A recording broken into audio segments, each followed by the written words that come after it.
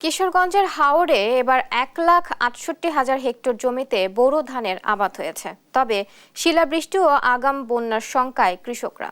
এ বিষয়ে আরও জানাতে সরাসরি যুক্ত হচ্ছেন সহকর্মী তোফায়েল আহমেদ।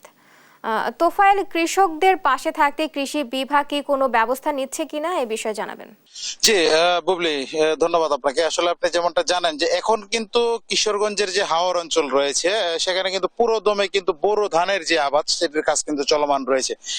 এবছর 1,68,000 হেক্টর জমিতে কিন্তু এবার বোরো ধানের যে আবাদ সেটির কিন্তু কার্যক্রম শুরু হয়েছে।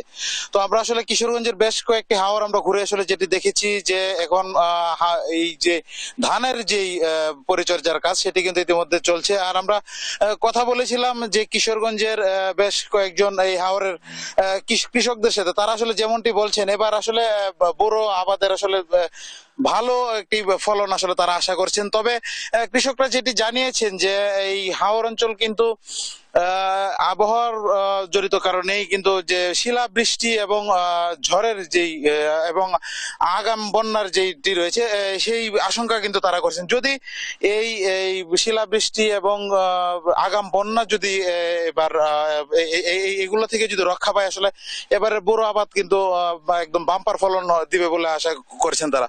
তো আমি এখন যেখানে দাঁড়িয়ে আছি আসলে কিশোরগঞ্জের মিঠামইন হাওরে, এখানকার হাওরের যে ফলন এবং যে আগাম বন্যা রোধে পানি উন্নয়ন বোর্ডের সাথে আমার কথা হয়েছিল। তারা যেমনটি জানিয়েছেন যে ইতিমধ্যে কিন্তু তারা 150 কিলোমিটার যে ফসল রক্ষা বাঁধ নির্মাণের কাজ কিন্তু তারা শেষ করেছে।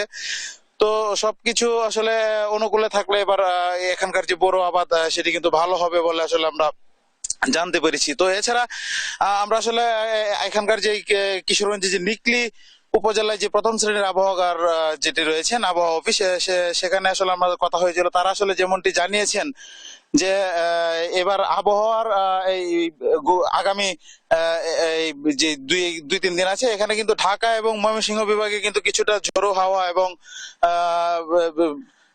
বৃষ্টি এবং বজ্রসহ বৃষ্টিপাতের একটি আশঙ্কা আসলে তারা করছেন। তো এছাড়া কৃষি বিভাগ আসলে যেটি জানিয়েছে যে সবকিছু আসলে যদি অনুকূলে থাকে কিশোরগঞ্জের এই যে এবারের বোরো আবাদ খুব সুন্দরভাবে সম্পন্ন হবে বলে আমাদেরকে আসলে তারা জানিয়েছেন। তো কিশোরগঞ্জের এই মিঠামইন হাওর থেকে এই বোরো আবাদের এই ছিল আমার কাছে সর্বশেষ তথ্য।